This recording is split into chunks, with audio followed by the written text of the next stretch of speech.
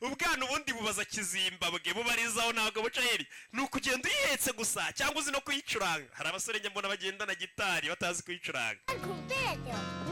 Wapi ninjye Bruce Melody wina ujya wumva reka nkumvishe kana gakora gitari karamucurangira wapi wapi uri kuri kamucurangiye ikinya wapi क्या मतलब इसका किसी और का गाना नहीं बजाना चाहिए. Umva nta cyubahiro kiba mu gucuranga indirimbo y'undi muntu. Ndagira ngo ukurikire amagambo y'uyu mwana bahanze mu nkuri cyaka kantu namwe nimwe mubwirwa. Umwana yese abwira nomba bikimucurangira ikinya. Umva nta cyubahiro kiba mu gucuranga indirimbo y'abandi bantu. Uko nugushishura ushishuye Melody turamuzi. None wari iki gucuranga indirimbo yawe wihimbiye uterwa ishema nayo apana kwirwa mushishura abantu babandi. Urabiza abasore binabirirwa bashishura buri munsi tukabumva tukabihorera. Bye ati nta cyubahiro kiba mu gushishura. Gucuranga ibyawe umenya ati niwe wivumburiye umuzigo.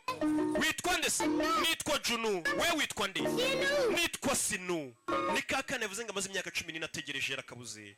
Niwo kitwa Junu. Uyu we yitwa Sinu. Yafashe inzira yiruka. We yari imbobo. Ndetse aho yatahaga n'ahandi yiberaga mu giti nk'inyoni.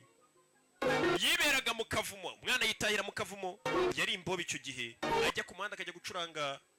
Ndetse ikikwereka ko abana barusha ubwenge ni mayibo birara mu giti ariko yibuka inzitiramibu. Ariko twe na leta twirwa tubabwira ngo mushake inzitiramibu wapi tukanazibaha wapi mukajya kuzirubisha. Umwana yaje mu giti atangira gutekereza curanga indirimbo yanjye ku giti cyanjye. Akibwa ko bakabwira ati nta cyubahiro nta kiba mu gucuranga indirimbo z'abandi muzishishura. Mwajujubije abantu mushishura abantu.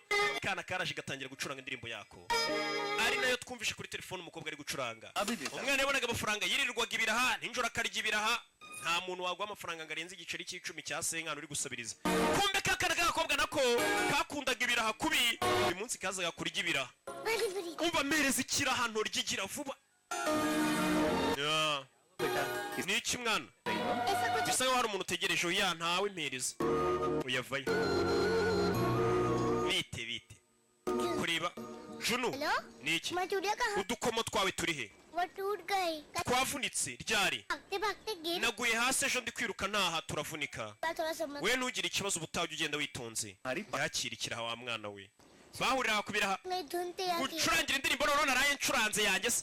Uya nakererewe mama taza kuntu kuzayincurangira ubutaha. Sawa umwana yaragiye arayandika indirimbo kubera shere yamubwiye ati ntugashishure nibibi. Urashaka kwigira nk'abahungu bashishura. Kageze hewe ku mwana